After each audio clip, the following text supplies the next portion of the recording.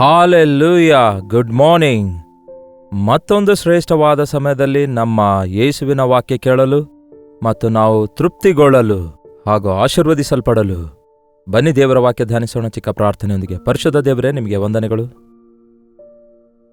ನಮ್ಮ ಜೀವಿತದಲ್ಲಿರುವ ಎಲ್ಲ ಹೋರಾಟಗಳಿಗೆ, ಬಾಧೆಗಳಿಗೆ, ಸಮಸ್ಯೆಗಳಿಗೆ, ಎಲ್ಲ ಚಿಂತೆಗಳಿಗೆ ನಿಮ್ಮ ಬಳಿಯಲ್ಲಿ ನಮಗೆ ಪರಿಹಾರ ಇದೆ, ಸಮಾಧಾನ ಇದೆ ಹಾಗೂ ನಿಮ್ಮಲ್ಲಿ ಉತ್ತರ ದೊರಕುತ್ತವೆ. ಹಾಗಾಗಿ ನಿಮ್ಮ ಸನ್ನಿಧಿಯಲ್ಲಿ ಪ್ರಾರ್ಥಿಸುತ್ತಿದ್ದೇವೆ. ಈ ಉದಯ ಕಾಲ ಸಮಯದಲ್ಲಿ ನಮ್ಮೆಲ್ಲರೊಂದಿಗೆ ಮಾತಾಡಿರಿ ಎಂದು ಕ್ರಿಸ್ತನ ನಾಮದಲ್ಲಿ ಬೇಡುತ್ತೇವೆ ತಂದೆಯೇ, ಆಮೇನ್. ಹೇಗಿದ್ದೀರಿ ಪ್ರಿಯರೇ? ಚೆನ್ನಾಗಿದ್ದೀರಾ? ಸಂತೋಷವಾಗಿದ್ದೀರಾ? ಪ್ರಾರ್ಥಿಸುತ್ತಾ ಇದ್ದೀರಾ? ಪ್ರಾರ್ಥಿಸುವವರು ಸಂತೋಷವಾಗಿರ್ತಾರೆ. ಪ್ರಾರ್ಥಿಸುವವರು ಕೆಲಸ ಮಾಡ್ತಿರ್ತಾರೆ. ಪ್ರಾರ್ಥಿಸುವವರು ಸೋಮಾರಿಗಳಾಗಿರುವುದಿಲ್ಲ. ಪ್ರಾರ್ಥಿಸುವವರು ದುಃಖಿತರಾಗಿರುವುದಿಲ್ಲ. ಎಲ್ಲದಕ್ಕಿಂತಲೂ ಮುಖ್ಯವಾಗಿ ಪ್ರಾರ್ಥಿಸುವವರು ಚಿಂತಿಸುತ್ತಾ ಇರುವುದಿಲ್ಲ. ಅಂದರೆ ಸುಮ್ಮನೆ ದಿಗುಲು ಪಡುವವರಾಗಿ ಅವರಿರುವುದಿಲ್ಲ. ಯಾಕೆನ್ನುವುದಾದರೆ ಆ ದಿಗುಲು, ಆ ಚಿಂತೆ ಪ್ರಾರ್ಥನೆಯ ಮೂಲಕ ದೇವರ ಸನ್ನಿಧಿಯಲ್ಲಿ ಪೂರ್ತಿಯಾಗಿ ಹೊಯ್ದುಕೊಳ್ತಾರೆ. ಹಾಗೆ ಮಾಡದೇ ಇರುವವರೆಗೂ ನಾವು ಈ ಲೋಕದಲ್ಲಿ ಸಮಾಧಾನವಾಗಿ ಸಂತೋಷವಾಗಿ ಇರಲಾರೆವು. ಒಮ್ಮೆ ನೋಡೋಣ ಬನ್ನಿ, ಫಿಲಿಪಿಯರಿಗೆ ಬರೆದ ಪತ್ರಿಕೆ ಅದರಲ್ಲಿ 4ನೇ ಅಧ್ಯಾಯ. ಫಿಲಿಪಿಯರಿಗೆ ಬರೆದ ಪತ್ರಿಕೆ 4ನೇ ಅಧ್ಯಾಯ 6ನೇ ವಚನ ಓದುತ್ತೇನೆ, ಕೇಳ್ರಿ. ಯಾವ ಸಂಬಂಧವಾಗಿಯೂ ಚಿಂತೆ ಮಾಡಬೇಡಿರಿ. ಏನಂತೆ? ಯಾವ ಸಂಬಂಧವಾಗಿಯೂ ಚಿಂತೆ ಮಾಡಬೇಡಿರಿ. ಈ ಚಿಂತೆ ಎಂಬ ಮಾತಿಗೆ ಇಂಗ್ಲಿಷ್ ಪದ ಏನು ಹೇಳುತ್ತೆ ಗೊತ್ತಾ? Anxiety. B not anxious for anything. ಯಾವ ಸಂಬಂಧವಾಗಿಯೂ ನೀವು ಆತುರತೆ ಪಡಬಾರದು, ನೀವು ದಿಗುಲು ಪಡಬಾರದು, ನೀವು ಚಿಂತೆ ಮಾಡಬಾರದು.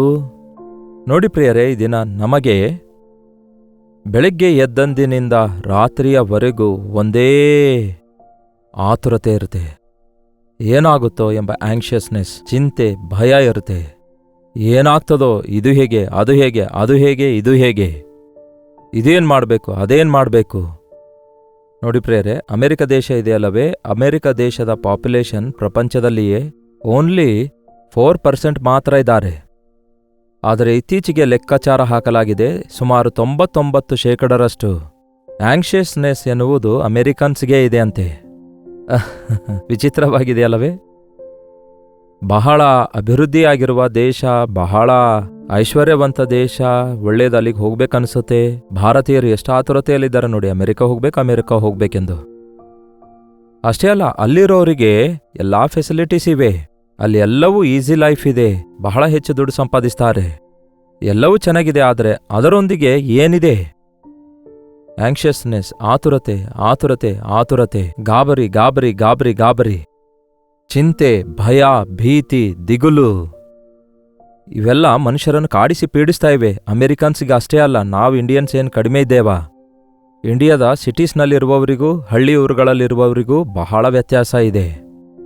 ಕೆಲವರು ಹೇಳ್ತಾರೆ, ನಾವು ಪಟ್ಟಣದಲ್ಲಿರೋರಾಗಿದ್ದೇವೆ, ಎಲ್ಲಿಗಾದರೂ ಹೋಗಬೇಕಾದ್ರೆ ನಾವು ಬಸ್ ಕ್ಯಾಚ್ ಮಾಡಬೇಕು, ಟ್ರೈನ್ ಕ್ಯಾಚ್ ಮಾಡಬೇಕು, ಅಲ್ಲಿಗೆ ಇಲ್ಲಿಗೆ ಹೋಗಬೇಕಾದ್ರೆ 20, 30, 40, 50 ಕಿಲೋಮೀಟರ್ ದೂರ ಪ್ರಯಾಣ ಮಾಡಿ ಹೋಗಬೇಕಾಗತ್ತೆ. ಸರಿಯಾದ ಸಮಯಕ್ಕೆ ಉದ್ಯೋಗಕ್ಕೆ ಹೋಗೋದಿದ್ದರೆ ಬಹಳ ಸಮಸ್ಯೆ ಎದುರಿಸಬೇಕಾಗತ್ತೆ ಅನ್ನುತ್ತಾರೆ. ಅಷ್ಟೇ ಅಲ್ಲ, ಬೇಗ ಬೇಗನೆ ಮನೆ ಕೆಲಸ ಮುಗಿಸಬೇಕು, ಅಷ್ಟೇ ಅಲ್ಲ, ಬೇಗ ಬೇಗನೆ ಅದು ಮುಗಿಸಬೇಕು, ಇದು ಮುಗಿಸಬೇಕೆಂದು ಎಷ್ಟೋ ಎಷ್ಟೋ ಎಷ್ಟೋ ಹೆಚ್ಚಾಗಿ ನಮಗೆ ಆಸ್ತಿ ಇರುತ್ತೋ ಅಷ್ಟೇ ಹೆಚ್ಚು ಕೆಲಸ ಕೂಡ ನಮಗೆ ಉಂಟಾಗ್ತವೆ. ತೊಂದರೆ ಪಡ್ತೇವೆ. ಮಾಡ್ತಾಳೆ ನೀನು ಅನೇಕ ಕೆಲಸ ಇಟ್ಕೊಂಡು ತೊಂದರೆಗೊಳಗಾಗ್ತಿದಿ ಅನ್ನುತ್ತಾರೆ ಯೇಸು. ಬೇಗ ಆಗ್ಲಿ, ಬೇಗ ಬೇಗ ಬೇಗ ಎಂಬ ಮಾತು ಈ ದಿನ ನಮ್ಮ ಬಾಯಿಂದ ಹೆಚ್ಚಾಗಿ ಕೇಳಿಸುತ್ತೆ. ಅದಕ್ಕೆ ಬೇಗ ಬೇಗ ಮನುಷ್ಯನ ಆಯುಷ್ ಮುಗಿದು ಹೋಗ್ತಿದೆ, ಬೇಗ ಬೇಗನೆ ಮನುಷ್ಯ ಸಮಾಧಿಗೆ ಹೋಗ್ತಿದ್ದಾನೆ. ಹಳ್ಳಿ ಗ್ರಾಮಗಳಲ್ಲಿರುವವರು ಎಷ್ಟು ಪ್ರಶಾಂತವಾಗಿರ್ತಾರೆ ನೋಡಿ. ಬೆಳಗ್ಗೆ ಎದ್ದ ಕೂಡಲೇ ಅವರಿಗೆ ಟಿವಿ ಇರಲ್ಲ, ಸೆಲ್ಫೋನ್ ಇರಲ್ಲ. ಟೈಮ್ ಕನ್ಸ್ಯೂಮ್ ಮಾಡುವಂತಹ, ಅಂದರೆ ಟೈಮ್ ತಿಂದು ಬಿಡುವಂತಹ ಯಾವ ಆಡಂಬರ ಇರಲ್ಲ, ಲೋಕ ಇಚ್ಛೆಗಳಿರಲ್ಲ, ಲೋಕ ಕಾರ್ಯಗಳಿರಲ್ಲ. ಪ್ರಕೃತಿಯಲ್ಲಿ ಆನಂದಿಸ್ತಾರೆ, ಸಂತುಷ್ಟರಾಗಿ ಏನಾದರೂ ತಿಂದು ಸುಮ್ಮನೆ ಇರ್ತಾರೆ. ಆ ರೀತಿ ಜೀವಿಸಬೇಕಂತಲೇ ಆದಾಮ್ ಹವ್ವ ಅವರನ್ನು ದೇವರು ಉಂಟು ಮಾಡಿ ಏದೇನ್ ತೋಟದಲ್ಲಿ ಇಟ್ಟಿದ್ರು. ಗ್ಯಾಸ್ ಸ್ಟವ್, ಕುಕ್ಕರು, ಮಿಕ್ಸಿಗಳು ಇವೇನು ಕೊಡಲಿಲ್ಲ ಅವರಿಗೆ. Fresh air, fresh water, fresh food ಅವು ಈಗ ನಮಗಿಲ್ವಲ್ಲ? ಅದಕ್ಕಾಗಿ ಏನಾಗ್ತಿದೆ, ನಮ್ಮ ಆರೋಗ್ಯ ಹಾಳಾಗ್ತಿದೆ. ನಾವು ಅವಸರ ಪಡುವುದರಿಂದ ನಮಗೆ ಗೊತ್ತಾಗದಂತೆ ನಮ್ಮ ಸ್ಟ್ಯಾಮಿನಾ ಬಲ ಕಡಿಮೆ ಆಗ್ತಿದೆ, ನಮ್ಮ ಸಾಮರ್ಥ್ಯ ಕಡಿಮೆ ಆಗ್ತಿದೆ. ಏನಾಗಿದೆ ನಿಮ್ಮ ಆತುರತೆ? ಯಾವುದ್ರ ಕುರಿತು ನೀವು ಚಿಂತಿಸುತ್ತಾ ಇದ್ದೀರಿ? ಒಂದು ಚಿಂತೆ ಅಂತೀರ? ಈ ದಿನ ಎಷ್ಟೋ ವಿಧವಾದ ಚಿಂತೆಗಳು ಈ ದಿನ ಮನುಷ್ಯರನ್ನು ಕಾಡಿಸಿ ಪೀಡಿಸ್ತೀವಿ ಅಲ್ಲವೇ? ಎದ್ದ ಕೂಡಲೇ ಏನು ತಿನ್ನಬೇಕು, ಏನು ಕುಡಿಯಬೇಕು, ಏನು ಧರಿಸಬೇಕು, ಅಷ್ಟೇ ಅಲ್ಲ, ಮದುವೆ ಯಾವಾಗ ಮಾಡಿಕೊಳ್ಬೇಕು, ಮಕ್ಕಳು ಯಾವಾಗ ಹುಡ್ತಾರೆ, ಮಕ್ಕಳಿಗೆ ಯಾವಾಗ ಸ್ಕೂಲಿಗೆ ಸೇರಿಸಬೇಕು, ಮಕ್ಕಳು ದೊಡ್ಡವರಾಗಿದ್ದಾರೆ ಮದುವೆ ಮಾಡಿಸ್ಬೇಕು, ಮಕ್ಕಳಿಗೆ ಸೆಟಲ್ ಮಾಡಬೇಕು, ಮಕ್ಕಳಿಗೆ ಅದನ್ನು ಮಾಡಬೇಕು. ನಾನು ವೃದ್ಧನಾಗ್ತಿದ್ದೇನೆ, ನನ್ನ ಆರೋಗ್ಯ ಕೆಟ್ಟು ಹೋಗ್ತಿದೆ, ನಾನೇನು ಮಾಡಬೇಕು, ನಾನು ಏನು ಸಾಧಿಸಬೇಕು, ನಾನು ಮನೆ ಕಟ್ಕೊಳ್ಬೇಕು, ನನ್ನ ವೃದ್ಧಾಪ್ಯವನ್ನು ನಾನು ಸೆಕ್ಯೂರ್ ಮಾಡಿಕೊಳ್ಳಬೇಕು ಎಂಬ ಇಂತಹ ಆಲೋಚನೆಯಿಂದ ಮನುಷ್ಯನು ಯಾವುದ್ಯಾವುದೋ ಮಿತಿಯಲ್ಲಿ, ಯಾವುದ್ಯಾವುದೋ ವಯಸ್ಸಿನಲ್ಲಿ ಆತುರತೆಯಲ್ಲಿಯೇ ಸಾಗ್ತಿದ್ದಾರೆ. ಈ ಆತುರತೆಯಲ್ಲಿ ಸಮಾಧಾನ ಕಳ್ಕೊಳ್ತಿದ್ದಾರೆ, ಸಂತೋಷವನ್ನು ಕಳ್ಕೊಳ್ತಿದ್ದಾರೆ. ಈ ಸಂತೋಷ ಎಂಬ ವಿಷಯದಲ್ಲಿ ಒಂದು ವೇಳೆ ಹೇಳಬೇಕಾದ್ರೆ ತಾಳ್ಮೆಯಿಂದ ಅನುಭವಿಸುವಂಥದ್ದಾಗಿದೆ ಹೊರತು ಅವಸರದಲ್ಲಿ ಅನುಭವಿಸ್ಲಿಕ್ಕಾಗೋದಿಲ್ವಲ್ಲ? ಟಕ್ಕಂತ ಒಂದು ಸೆಕೆಂಡಲ್ಲಿ ನಕ್ಕಿ ಸುಮ್ಮನೆ ಇದ್ರೆ ಅದು ಸಂತೋಷ ಅಂತ ಹೇಳಲಿಕ್ಕಾಗುತ್ತೋ? ಅದಕ್ಕೆ ಮುಗುಳ್ನಗೆ ಅಂತ ಹೇಳಬಹುದು.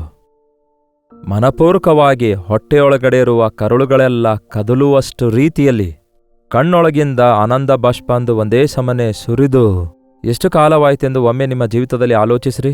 ಎಲ್ಲಿದೆ ಪ್ರಿಯರೇ ಸಮಯ? ಎಲ್ಲಿದೆ ನಗುವುದಕ್ಕಾಗಿ? ಸಮಯ ಎಲ್ಲಿದೆ ಸಂತೋಷಿಸುವುದಕ್ಕಾಗಿ?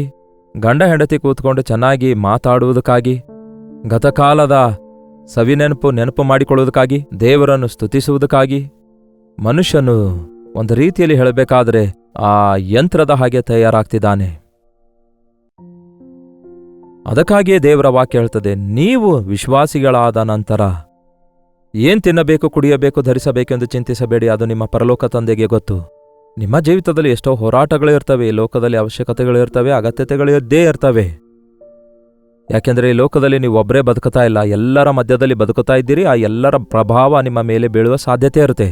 ನೀವಿರುವಂತಹ ದೇಶದ ಕಾಯ್ದೆ ಕಾನೂನುಗಳು, ನಿಮ್ಮ ದೇಶದ ಪದ್ಧತಿಗಳು ನಿಮ್ಮ ಮೇಲೆ ಪ್ರಭಾವ ತೋರಿಸುತ್ತವೆ. ನೀವು ಪ್ರಯಾಣ ಮಾಡುವ ಬಸ್ಸಿನ ಪರಿಸ್ಥಿತಿ ನಿಮ್ಮ ಮೇಲೆಯೂ ಪರಿಣಾಮ ಬೀರುತ್ತೆ. ಅದಕ್ಕಾಗಿಯೇ ನಾವು ನಮಗೆ ಗೊತ್ತಿಲ್ಲದ ಹಾಗೆ ಅನೇಕ ರೀತಿಯಲ್ಲಿ ಚಿಂತಿಸ್ತಿದ್ದೇವೆ. ಅದಕ್ಕೆ ದೇವರ ವಾಕ್ಯ ಹೇಳ್ತದೆ, ನೀವು ಯಾವ ಸಂಬಂಧವಾಗಿಯೂ ಚಿಂತಿಸದೆ ಸರ್ವ ವಿಷಯದಲ್ಲಿಯೂ ದೇವರ ಮುಂದೆ ಕೃತಜ್ಞತಾಸ್ತುತಿಯನ್ನು, ಪ್ರಾರ್ಥನೆ, ವಿಜ್ಞಾಪನೆಗಳನ್ನು ಮಾಡುತ್ತಾ ನಿಮಗೆ ಬೇಕಾದದ್ದನ್ನು ತಿಳಿಯಪಡಿಸಿರಿ. ಪ್ರತಿ ವಿಷಯದಲ್ಲಿ, ಅದು ಆರ್ಥಿಕ ಅವಶ್ಯಕತೆ ಆಗಿರ್ಬೋದು, ಕುಟುಂಬ ಪರಿಸ್ಥಿತಿ ಆಗಿರ್ಬೋದು, ಆರೋಗ್ಯ ಸಮಸ್ಯೆ ಆಗಿರ್ಬೋದು, ಅದು ನಿರುದ್ಯೋಗ ಸಮಸ್ಯೆ ಆಗಿರ್ಬೋದು, ಕೇಳಿ ಪ್ರಿಯರೇ, ಅದು ಮಕ್ಕಳಾಗದ ಕೊರತೆಯಾಗಿರ್ಬೋದು, ವಿವಾಹ ಆಗದಿರುವ ಸಮಸ್ಯೆ ಆಗಿರ್ಬೋದು, ಅದು ಏನಾಗಿದ್ರೂ ಸಹ, ಯಾವುದೇ ಆತುರತೆ ನಿಮ್ಮಲ್ಲಿದ್ದರೂ ಕೂಡ, ಅಂದರೆ ಪ್ರತಿ ವಿಷಯದಲ್ಲಿ ನೀವು ಪ್ರಾರ್ಥನೆ ಮಾಡುವವರಾಗಿರಿ. ಪ್ರಾರ್ಥನೆ ವಿಜ್ಞಾಪನೆಗಳಿಂದ ಪ್ರಾರ್ಥಿಸಿ ವಿಜ್ಞಾಪನೆ ಮಾಡಿರಿ. ಅಂದರೆ ನಿಮಗೋಸ್ಕರ ಅಷ್ಟೇ ಅಲ್ಲ. ಈಗ ನಿಮ್ಮ ಮಕ್ಕಳಿಗೆ ನೀವು ಮದುವೆ ಮಾಡಬೇಕು ಅಂತ ನೀವು ಅಂದ್ಕೊಳ್ತೀರಿ, ಆದರೆ ಆ ನಿಮ್ಮ ಮಗನಾಗಲಿ ಮಗಳಾಗಲಿ ವೈಯಕ್ತಿಕವಾಗಿ ಅವರು ಪ್ರಾರ್ಥನೆ ಮಾಡಿಕೊಳ್ಬೇಕಲ್ಲವೇ? ನಿಮ್ಮ ಮಕ್ಕಳು ಬಹಳ ಚೆನ್ನಾಗಿ ಓದಬೇಕಂತ ನೀವು ಅಂದ್ಕೊಳ್ತೀರಿ. ನೀವು ಆ ನಿಮ್ಮ ಮಕ್ಕಳಿಗೆ ಒಳ್ಳೆ ಕಾಲೇಜಿನಲ್ಲಿ ಸೇರಿಸ್ತೀರಿ, ಅವರ ಫೀಸ್ ಕಟ್ತೀರಿ. ಆ ನಿಮ್ಮ ಮಗುವಿಗೆ ಓದಬೇಕೆಂಬ ಡೆಡಿಕೇಶನ್ ಇದ್ದಾಗ ತಾನೇ ಚೆನ್ನಾಗಿ ಓದೋದು. ಹಾಗಾಗಿ ನೀವು ಆ ಮಕ್ಕಳಿಗಾಗಿ ಪ್ರಾರ್ಥಿಸಬೇಕು, ನಿಮಗೋಸ್ಕರ ಅಷ್ಟೇ ಪ್ರಾರ್ಥಿಸಬಾರದು. ನೀವು ಇತರರಿಗೋಸ್ಕರ ವಿಜ್ಞಾಪನೆ ಮಾಡಬೇಕು. ಮಕ್ಕಳಿಲ್ಲ ಎಂಬುದಾಗಿ ಬಹಳಷ್ಟು ಜನ ದಂಪತಿಗಳು, ತಾಯಿಯಂದಿರು ದುಃಖದಿಂದ ಅಳುತ್ತಾರೆ. ಆದರೆ ಆ ಮನೆ ಯಜಮಾನನಿಗೆ ಯಾವ ಬಾಧೆ ಇರಲ್ಲ. ಗಂಡ ತನ್ನ ಹೆಂಡತಿಗೆ ನಿಂದಿಸುತ್ತಾನೇನೋ, ಆದರೆ ನನ್ನ ಭಾಗವೂ ಕೂಡ ಇದರಲ್ಲಿದೆಯಲ್ಲವೋ ಎಂದು ತನ್ನ ವಿಷಯದಲ್ಲಿಯೂ ಕೂಡ ಪ್ರಾರ್ಥಿಸಿಕೊಳ್ಳಲಾರನು. ಹಾಗಾಗಿ ನೀವು ನಿಮಗೋಸ್ಕರ, ನಿಮ್ಮ ಗಂಡನಿಗೋಸ್ಕರ ಪ್ರಾರ್ಥಿಸಬೇಕು. ಆ ದಿನ ನೆಹೆಮೀಯ ತನ್ನ ಪಾಪ ಒಪ್ಪಿಕೊಳ್ತಾನೆ, ತನ್ನ ಪಿತೃರ ಪಾಪ ಕೂಡ ಒಪ್ಪಿಕೊಂಡು ಪ್ರಾರ್ಥಿಸ್ತಾನೆ. ಹಾಗೇ ಕೆಲವೊಂದು ಸಾರಿ ನಮ್ಮ ತಂದೆ ತಾಯಿಗಳ ಪಿತೃಪಾರಂಪರ್ಯದ ವ್ಯರ್ಥ ಪ್ರವರ್ತನೆಯಿಂದ ನಮಗೆ ಸಮಸ್ಯೆಗಳು ಬರ್ತವೆ. ಹೆರಿಡಿಟಿ ಅಂತಾರಲ್ಲವೇ, ಈ ದಿನ ಕೆಲವು ರೋಗಗಳು ತಂದೆ ತಾಯಿಗಳು ನಮಗೆ ಕೊಟ್ಟವುಗಳಾಗಿವೆ, ನಮ್ಮ DNA ಬಂದ್ಬಿಟ್ಟಿವೆ. ಸೊ ಅಂಥವರಿಗೋಸ್ಕರ ತಂದೆ ತಾಯಿಗಳನ್ನು ಕ್ಷಮಿಸಿರಿ ದೇವರೇ, ನಮ್ಮ ಪಿತೃರನ್ನು ಕ್ಷಮಿಸಿರಿ ದೇವರೇ ಎಂದು ನಾವು ಇತರರಿಗೋಸ್ಕರವೂ ಕೂಡ ವಿಜ್ಞಾಪನೆ ಮಾಡುವುದನ್ನು ಕಲಿಯಬೇಕು. ಅಷ್ಟೇ ಅಲ್ಲ, ಕ್ರೈಸ್ತ ಸಭೆಗೆ ಈ ದಿನ ಎಂತಹ ಕೆಟ್ಟ ಹೆಸರು ಬರ್ತಿದೆ ನೋಡಿ. ಕ್ರೈಸ್ತರಂದ್ರೆ ಎಷ್ಟು ಹೀನವಾಗಿ ಮಾತಾಡ್ತಾರೆ ಲೋಕದಲ್ಲಿರುವವರು ಗಮನಿಸಿ ನೋಡಿ.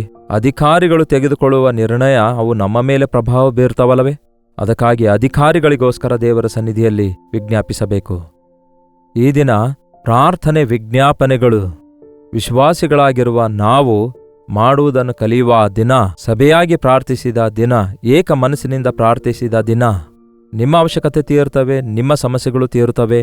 ನಿಮ್ಮ ಸುತ್ತಲಿರುವವರು ಕೂಡ ದಿವ್ಯದಾನ ಪಡ್ಕೊಂಡು ಬಿಡುಗಡೆ ಹೊಂದಿ ಪರಿಶುದ್ಧಾತ್ಮ ದೇವರು ತನ್ನ ಕಾರ್ಯ ಜರುಗಿಸ್ತಾರೆ. ಅದಕ್ಕಾಗಿಯೇ ಪ್ರತಿಯೊಂದು ವಿಷಯದಲ್ಲಿ ಪ್ರಾರ್ಥನೆ ವಿಜ್ಞಾಪನೆಗಳಿಂದ ಕೃತಜ್ಞತಾಪೂರ್ವಕವಾಗಿ ನಿಮ್ಮ ಮನವಿಗಳನ್ನು ದೇವರಿಗೆ ತಿಳಿಯಪಡಿಸಿರಿ. ನಿಮ್ಮ ವಿನಂತಿ ಪತ್ರಗಳನ್ನು, ನಿಮ್ಮ ಬಿನ್ನಹಗಳನ್ನು, ನಿಮ್ಮ ಕೋರಿಕೆಗಳನ್ನು, ನಿಮ್ಮ ಬೇಡಿಕೆಗಳನ್ನು, ನಿಮ್ಮ ಕಂಪ್ಲೇಂಟ್ಸ್ಗಳನ್ನು ಕಂಪ್ಲೇಂಟ್ಸ್ ಅಂದರೆ ಸಾಕು. ಯಾವಾಗ ನೋಡಿದ್ರು ನಾವು ದೇವರ ಮೇಲೆಯೂ ಕಂಪ್ಲೇಂಟ್ ಮಾಡ್ತೇವೆ, ಫಿರ್ಯಾದಿ ಮಾಡ್ತೇವೆ. ದೇವರೇನು ಮಾಡಿದ್ದಾರೆ? ನೀನು ದೇವರಾಗಿದ್ದರೆ ನನಗ್ಯಾಕೆ ಹೀಗೆ ಮಾಡಿದೆ, ಇದ್ಯಾಕೆ ಹೀಗಾಯ್ತು, ಅದ್ಯಾಕೆ ಹೀಗಾಯ್ತು, ಹಾಗೆ ಹೀಗೆ ಏನೇನೋ ಹೇಳ್ತೇವಲ್ಲವೇ? ಹಾಗಲ್ಲ. ಕೃತಜ್ಞತಾಪೂರ್ವಕವಾಗಿ, ದೇವರೇ ನಿಮಗೆ ಬೇಡಿಕೊಳ್ಳುವ ಯೋಗ್ಯತೆ ನಮಗಿಲ್ಲ, ನಿಮ್ಮ ಮೇಲೆ ನಿಂದೆಯನ್ನು ಹೊರುವಷ್ಟು ಯೋಗ್ಯನೂ ನಾನಲ್ಲ, ನನ್ನ ಸಮಸ್ಯೆಗಳಿಗೆ ಕಾರಣ ನಾನೇ. ನೀವು ನಂಬಿಗಸ್ತನಾದ ದೇವರಾಗಿದ್ದೀರಿ, ನೀವು ಆಶೀರ್ವದಿಸುವ ದೇವರಾಗಿದ್ದೀರಿ ಎಂದು ಹೀಗೆ ಕೃತಜ್ಞತೆಯಿಂದ ನಿಮ್ಮ ವಿಜ್ಞಾಪನೆಗಳನ್ನು ದೇವರಿಗೆ ತಿಳಿಯಪಡಿಸಿರಿ. ನಿಮ್ಮಲ್ಲಿ ಎಷ್ಟು ಜನ ನಂಬ್ತೀರಿ ಪ್ರಿಯರೇ? ನೀವು ಪ್ರಾರ್ಥನೆ ಮಾಡ್ತಿರುವಾಗ ಆ ಪ್ರಾರ್ಥನೆ ನಮ್ಮ ಸುತ್ತಲಿರುವ ಮನುಷ್ಯರು ಕೇಳ್ತಾರೆಂಬುದಾಗಿ ಪ್ರಾರ್ಥನೆ ಮಾಡ್ತಾ ಇದ್ದೀರಾ? ಇಲ್ಲವೇ ದೇವರು ಕೇಳ್ತಿದ್ದಾರೆ ಎಂಬ ನಂಬಿಕೆಯಿಂದ ಪ್ರಾರ್ಥನೆ ಮಾಡ್ತಾ ಇದ್ದೀರಾ? ಬಹಳ ವಿಷಾದ ಪ್ರಿಯರೇ. ಈ ದಿನ ಪ್ರಾರ್ಥನೆಯಲ್ಲಿಯೂ ಕೂಡ ಬಹಳಷ್ಟು ಜನ ಬೋಧಿಸ್ತಿರ್ತಾರೆ, ಇತರರಿಗೆ ಬೋಧಿಸುವ ಪ್ರಯತ್ನ ಮಾಡ್ತಿರ್ತಾರೆ. ಪ್ರಾರ್ಥನೆಯಲ್ಲಿ ದೇವರಿಗೆ ಎಕ್ಸ್ಪ್ಲೇನ್ ಮಾಡುವುದಕ್ಕಾಗಿ ಕೆಲವರು ಪ್ರಯತ್ನಿಸುತ್ತಿರ್ತಾರೆ. ಪ್ರಾರ್ಥನೆ ಮಾಡುವಾಗ ನಾವು ಎಷ್ಟು ಚೆನ್ನಾಗಿ ಪ್ರಾರ್ಥನೆ ಮಾಡ್ತೇವೆ ನೋಡಿರಿ ಎನ್ನುವ ರೀತಿಯಲ್ಲಿ ತಾವು ಬಡಾಯಿ ಕೊಚ್ಚಿಕೊಳ್ಳುವುದಕ್ಕಾಗಿ ಪ್ರಾರ್ಥಿಸ್ತಾರೆ. ಆದರೆ ನಾವು ದೇವರ ಮುಂದೆ ನಿಂತ್ಕೊಂಡಾಗ ಆತನು ಪರಲೋಕದಲ್ಲಿದ್ದಾನೆ. ಹಾಗಾಗಿ ನಿಮ್ಮ ಬಾಯಿಯ ಮಾತುಗಳು ಜಾಗ್ರತೆಯಿಂದ ಬರಬೇಕು. ಆತನು ನಿಮ್ಮ ಪ್ರಾರ್ಥನೆ ಲಾಲಿಸುತ್ತಿರುವಾಗ ದೇವಾದಿದೇವರ ಮುಂದೆ ನೀವು ವಿಶ್ವಾಸದಿಂದ, ಕೃತಜ್ಞತೆಯಿಂದ, ಕುಗ್ಗಿದ ಜಜ್ಜಿದ ಹೃದಯದಿಂದ ನಿಮ್ಮ ವಿಜ್ಞಾಪನೆಗಳನ್ನು ದೇವರಿಗೆ ತಿಳಿಯಪಡಿಸುವುದಾದರೆ ದೇವರು ಅದ್ಭುತವಾಗಿ ನಮಗೆ ಉತ್ತರಿಸುತ್ತಾರೆ. ಇಂದಿನ ಕ್ರೈಸ್ತರಿಗೆ ಪ್ರಾರ್ಥನೆ ಇಲ್ಲ ಪ್ರಿಯರೇ. ಬಹಳ ವಿಷಾದ. ಪ್ರಾರ್ಥನೆ ಮಾಡದಿರುವ ವಿಶ್ವಾಸಿ ಉಸಿರಾಡದೇ ಇರುವಾಗ ನಾವು ಎಷ್ಟು ತೊಂದರೆಗೊಳಗಾಗ್ತೇವೋ ಅಂತಹ ಪರಿಸ್ಥಿತಿಯಲ್ಲಿರ್ತಾರೆ. ಕೊನೆಗೆ ಆ ಉಸಿರು ನಿಂತೋದ್ರೆ ಯಾವ ರೀತಿ ಸತ್ತೋಗ್ತೇವೋ ಹಾಗೆಯೇ ಪ್ರಾರ್ಥನೆ ಬಿಟ್ಟವನು ಆಧ್ಯಾತ್ಮಿಕ ಜೀವಿತದಲ್ಲಿ ಸತ್ತವನಿಗೆ ಸಮಾನನಾಗ್ತಾನೆ. ಪ್ರಾರ್ಥನೆ ನಮಗೆ ಪರಲೋಕಕ್ಕೆ ಜೋಡಿಸುತ್ತದೆ. ಪ್ರಾರ್ಥನೆ ನಮಗೆ ಪರಲೋಕಕ್ಕೆ ನಿಕಟ ಮಾಡುವಂಥದ್ದಾಗಿದೆ. ಪ್ರಾರ್ಥನೆಯನ್ನು ದೇವರು ಕೇಳಿ ತನ್ನ ಹಿಡಿಬಿಚ್ಚಿ ನಮ್ಮನ್ನು ತೃಪ್ತಿಪಡಿಸುವಷ್ಟು ಅದ್ಭುತ ಕಾರ್ಯಗಳನ್ನು ಮಾಡುತ್ತಾರೆ. ಈ ದಿನ ಪ್ರತಿಯೊಂದಕ್ಕೂ ಚಿಂತಿಸುವುದರ ಬದಲಿಗೆ ಆ ಚಿಂತೆಯನ್ನೇ ಪ್ರಾರ್ಥನೆಯಾಗಿ ಮಾರ್ಪಡಿಸಿಕೊಳ್ಳುವುದನ್ನು ಕಲಿರಿ. ದೇವರೇ ಫೀಸ್ ಕಟ್ಟಬೇಕು, ದುಡ್ಡಿಲ್ಲ, ಹೇಗೆ ಅನ್ನುವುದರ ಬದಲಿಗೆ ಪ್ರಭುವೇ ಫೀಸ್ ಕಟ್ಟುವುದಕ್ಕಾಗಿ ಬೇಕಾದಷ್ಟು ಸಹಾಯ ನೀವು ಅನುಗ್ರಹಿಸ್ತೀರೆಂದು ನಂಬುತ್ತೇನೆ. ನೀವು ಸಹಾಯ ಮಾಡಿರಿ ದೇವರೇ, ನಿಮ್ಮಲ್ಲಿ ನಂಬಿಕೆ ಇಟ್ಟಿದ್ದೇನೆ ಎಂದು ನೀವು ಹೇಳಿ ಮೊರೆ ಇಡಬಹುದು. ನನ್ನ ವೃದ್ಧಾಪ್ಯದಲ್ಲಿ ನನಗೇನಾಗ್ತದೋ ಎಂದು ನೀವು ದಿಗಿಲು ಪಡುವುದರ ಬದಲಿಗೆ ಮುಪ್ಪಿನವರೆಗೂ ನನ್ನನ್ನು ಹೊತ್ತುಕೊಳ್ಳುವ ದೇವರು ನೀವೇ ಆಗಿದ್ದೀರಲ್ಲವೋ? ದೇವರೇ, ನಾನು ನಿಮ್ಮನ್ನು ನಂಬುತ್ತಿದ್ದೇನೆ, ನನ್ನನ್ನು ಹೊತ್ತುಕೊಳ್ಳಿರಿ, ನನ್ನನ್ನು ಬಲಪಡಿಸಿರಿ, ನನಗೆ ಸಹಾಯ ಮಾಡಿರಿ ಎಂದು ನೀವು ಪ್ರಾರ್ಥಿಸುವುದನ್ನು ಕಲಿಯುವುದಾದರೆ, ಚಿಂತಿಸುವುದರಿಂದ ಯಾರೂ ಗೇಣುದ್ದ ಬೆಳೆಯುವುದಿಲ್ಲ, ಚಿಂತಿಸುವುದರಿಂದ ಯಾವ ಪ್ರಯೋಜನವಿಲ್ಲ. ಆದರೆ ಪ್ರಾರ್ಥಿಸುವುದರಿಂದ ಎಷ್ಟೋ ಪ್ರಯೋಜನಗಳಿವೆ. ಈ ದಿನ ನಿಮ್ಮ ಚಿಂತೆಗಳ ಒಂದು ಲಿಸ್ಟ್ ಬರೆದಿಟ್ಕೊಳ್ಳಿ. ಅವೆಲ್ಲ ದೇವ್ರ ಮುಂದಿಟ್ಟು ಪ್ರಾರ್ಥಿಸಿ ದೇವರಿಗೆ ಒಪ್ಪಿಸಿಕೊಟ್ಟು, ದೇವರೇ you take care of this, ದೇವರೇ ಇವುಗಳ ಬಗ್ಗೆ ನೀವು ನೋಡಿಕೊಳ್ಳಿರಿ, ನೀವು ನೋಡಿಕೊಳ್ತೀರಿ ಎಂದು ನಂಬುತ್ತೇನೆ, ನೀವು ಮೇಲ್ ಮಾಡ್ತೀರಿ ಹೊರತು ಕೇಡು ಮಾಡುವುದಿല്ലെಂದು ನಂಬುತ್ತೇನೆ ಎಂದು ಹೇಳಿ ದೇವರ ಕೈಗೆ ನಿಮ್ಮನ್ನು ನೀವು ಒಪ್ಪಿಸಿಕೊಡಿರಿ. ಅದ್ಭುತ ಕಾರ್ಯಗಳು ನಿಮ್ಮ ಜೀವಿತದಲ್ಲಿ ಜರುಗುತ್ತವೆ. ಪ್ರಾರ್ಥನೆ. ಪರಿಶುದ್ಧ ದೇವರೇ, ಪ್ರೀತಿಯುಳ್ಳ ತಂದೆಯೇ, ಆತುರತೆಯಿಂದ ಕೂಡಿರುವ ಈ ಲೋಕದಲ್ಲಿ, ಆಂಗ್ಸೈಟಿಯಿಂದ ತುಂಬಿಕೊಂಡಿರುವ ಈ ಪ್ರಪಂಚದಲ್ಲಿ ಮನುಷ್ಯರು ಅವಸರದಲ್ಲಿ ಆತುರತೆಯಲ್ಲಿ ಎಷ್ಟೋ ಓಡಾಡ್ತಿದ್ದಾರೆ. ದೇವರಲ್ಲಿ ನೆಲೆಗೊಂಡು ಫಲಿಸುತ್ತಾ ಇಲ್ಲ. ದೇವರ ಮುಂದೆ ತಮ್ಮ ಚಿಂತೆಗಳನ್ನೆಲ್ಲ ಹೊಯ್ದುಕೊಂಡು ಪ್ರಾರ್ಥಿಸುತ್ತಾ ಇಲ್ಲ. ಪ್ರತಿ ವಿಷಯಕ್ಕೆ ಗಾಬರಿಗೊಳ್ಳುತ್ತಾ ತೊಂದರೆಗೊಳಗಾಗುತ್ತಾ ತನ್ನನ್ನು ತಾನು ಬಾಧೆಪಡಿಸಿಕೊಳ್ತಿರುವಾಗ ಸುತ್ತಲಿರುವ ಪ್ರಪಂಚವನ್ನು ನೋಡಿ ನಿಂದೆ ಹೊರಿಸುವವರಾಗಿ, ನೆಪ ಹೊರಿಸುವವರಾಗಿ, ಸುಳ್ಳು ನೆಪ ಹೇಳುವವರಾಗಿರದೆ ನಿಮ್ಮ ಸನ್ನಿಧಿಯಲ್ಲಿ ಮೊಳಕಾಲೂರಿ ಪ್ರಾರ್ಥಿಸುತ್ತಾ ನಮ್ಮ ಚಿಂತಾ ಭಾರವನ್ನೆಲ್ಲ ನಿಮ್ಮ ಮುಂದಿಟ್ಟು ಕೃತಜ್ಞತೆಯೊಂದಿಗೆ ಸ್ತುತಿಯೊಂದಿಗೆ ನಾವು ಇತರರಿಗೋಸ್ಕರ ನಮ್ಮ ಪರಿಸ್ಥಿತಿಗಳಿಗೋಸ್ಕರ ವಿಜ್ಞಾಪನೆ ಮಾಡುವ ವೀರರನ್ನಾಗಿ ನಮ್ಮನ್ನು ಎದ್ದೇಳಿಸಿರಿ. ಎಲ್ಲಾ ಕುಟುಂಬಗಳು ರಕ್ಷಿಸಲ್ಪಡಬೇಕೆಂಬುದು, ಯಾರೊಬ್ಬರು ನಶಿಸಿ ಹೋಗಬಾರದೆಂಬುದು ಶಿಲುಬೆಯಲ್ಲಿ ಯಜ್ಞವಾಗಿ ಅರ್ಪಿಸಿಕೊಟ್ಟ ಯೆಸಯ್ಯ, ಆ ನಿಮ್ಮ ಶಿಲುಬೆಯ ಸನ್ನಿಧಿ ಬಳಿಗೆ ಪ್ರತಿಯೊಬ್ಬರನ್ನು ನಡೆಸಲು ನಮ್ಮ ಪಾಪದ ಹೊರೆಯನ್ನು ಆ ಶಿಲುಬೆಯ ಬಳಿಯಲ್ಲಿ ಬಿಟ್ಟು ಬಿಟ್ಟು ನಿಮ್ಮನ್ನು ಹಿಂಬಾಲಿಸಲು ನಮ್ಮಲ್ಲಿ ಪ್ರತಿಯೊಬ್ಬರಿಗೂ ಸಹಾಯ ಮಾಡಿರಿ ಎಂದು ಕ್ರಿಸ್ತನ ನಾಮದಲ್ಲಿ ಬೇಡುತ್ತೇವೆ ತಂದೆಯೇ, ಆಮೇನ್. ನಮ್ಮ ತಂದೆಯಾದ ದೇವರ ಪ್ರೀತಿಯು, ಮಗನಾಗಿರುವ ಕ್ರಿಸ್ತನ ಕೃಪೆಯು, ಆದರಣೆಕರ್ತನಾದ ಪವಿತ್ರಾತ್ಮನ ಸಹವಾಸವು ಕೂಡಿ ಬಂದಿರುವ ನಮ್ಮೆಲ್ಲರ ಸಂಗಡ ಇಂದಿಗೂ ಸದಾಕಾಲಕ್ಕೂ ನೆಲೆಯಾಗಿರಲಿ. ಆಮೇನ್. ದೇವರಿಗೆ ಸ್ತೋತ್ರ.